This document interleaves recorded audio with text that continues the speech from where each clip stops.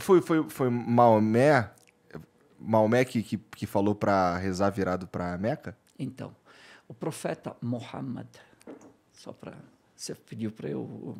Tá, vou falar Mohammed. Porque para nós, Muhammad é o nome próprio do último profeta, e depois Maomé em espanhol, depois veio Mahoma, né, em espanhol, depois veio para Maomé em português. Para os muçulmanos, a oração 5 vezes ao dia.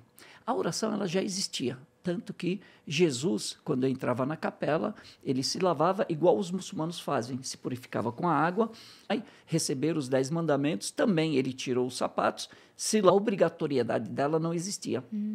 Então, o profeta recebe a incumbência e a obrigatoriedade de rezar 5 vezes ao dia, e aqui ele traz isso e divulga para os muçulmanos praticarem, e a partir daí os muçulmanos passam a fazer as orações 5 vezes ao dia.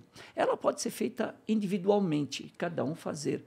Agora, ela é multiplicada por 27 vezes quando é feita em união, porque a adoração, a boa ação feita em grupo, ela vale mais do que a feita individualmente, porque há um grupo aqui fazendo, então...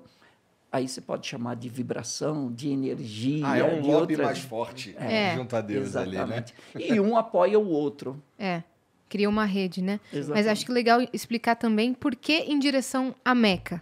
Perfeito. Escolhida, né? Toca aqui. Muito bom.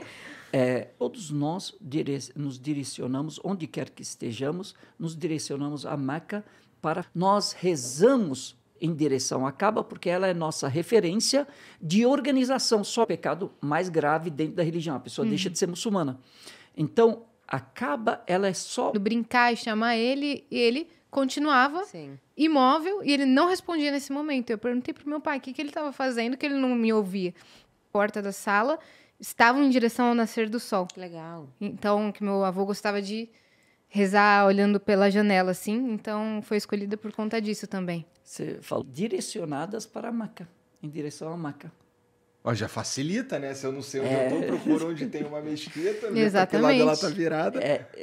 Todas as mesquitas e tem marcação do mundo. no chão também. Para saber, nas mesquitas, elas têm os riscos para saber a posição que a gente vai fazer as orações. Sim. Tu frequenta a mesquita? Sim. No Brasil, aqui em São Paulo tem várias mesquitas em vários bairros.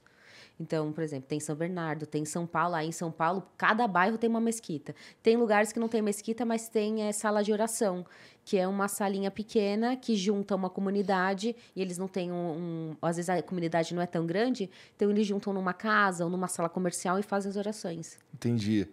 E aí, isso dedicado... Se bem que é um espaço dedicado, é um espaço não... também dedicado. Os homens e as mulheres na oração, né? Isso. Antigamente, só para... colaborar aqui um pouquinho. Não, a palavra é toda sua, é de vocês. As casas, antigamente, elas eram feitas e, como os homens são obrigados a irem às mesquitas, as mulheres não são obrigadas a irem às mesquitas. Elas têm o direito de ir. Se elas quiserem, elas vão, e se elas não quiserem...